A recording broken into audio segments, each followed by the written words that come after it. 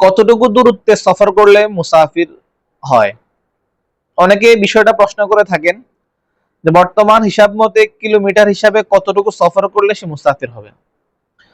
এক্ষেত্রে শরিয়ার মাসালা হচ্ছে যে কোনো ব্যক্তি যদি 48 মাইল সফর করে তাহলে সে মুসাফির হয়। মূলত হাদিসের মধ্যে এই দূরত্বকে বিভিন্ন ভাষায় ব্যক্ত করা হয়েছে।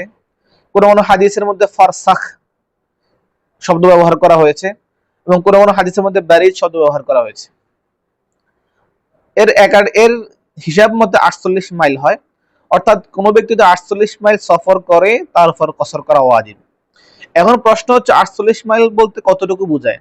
বর্তমান যেহেতু আমরা কিলোমিটার হিসাব করে থাকি বা আমাদের রাস্তার দূরত্ব মাপার সময় কিলোমিটার হিসাবটা লেখা থাকে, তাই প্রশ্ন আসে কিলোমিটার হিসাবে কতটুকু দূরে সফর করলে মুসাফির হবে। এক্ষেত্রে 48 মাইল যেটা আমরা বলে থাকি, যদি 48 মাইলকে আমরা জানি মাইল এটা সুনির্দিষ্ট একটা পরিমাপের নাম। শরীয়তের পরিভাষায় এটা মাইল একটা পরিমাপ, নির্দিষ্ট পরিমাপ আছে। আবার আমাদের আধুনিক পদ্ধতিতে যে মাইল আমরা হিসাব করি এখানে একটা পরিমাপ আছে। এখন প্রশ্ন হচ্ছে এই মাইলটা শরঈ মাইল ধরা হবে নাকি আমাদের আধুনিক যুগের মাইল ধরা হবে? আমরা জানি আধুনিক যুগের মাইলের হিসাব মতে 1760 গজে 1 মাইল হয়, আর শরীয়তের মাইলের হিসাব মতে 2000 গজে 1 মাইল হয়।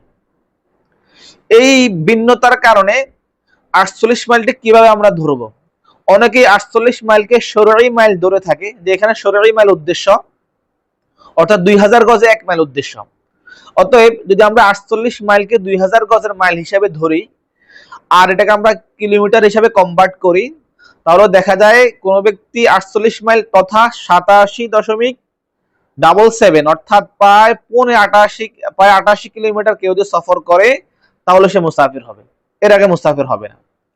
আর যদি আমরা 48 মাইলকে শরঈ 2000 গজের মাইল না ধরে আধুনিক যুগের মাইলের হিসাব ধরি, অর্থাৎ 1760 গজের মাইলের হিসাব ধরি, তাহলে কিলোমিটার হিসাবে হিসাব আসে 77 কিলোমিটার থেকে একটু বেশি, অর্থাৎ প্রায় 78 কিলোমিটার।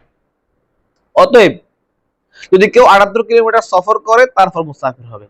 কিন্তু আমরা সতর্কতামূলক এখানে 87 কিলোমিটার বিষয়টার উপর ফতোয়া দিয়ে থাকি।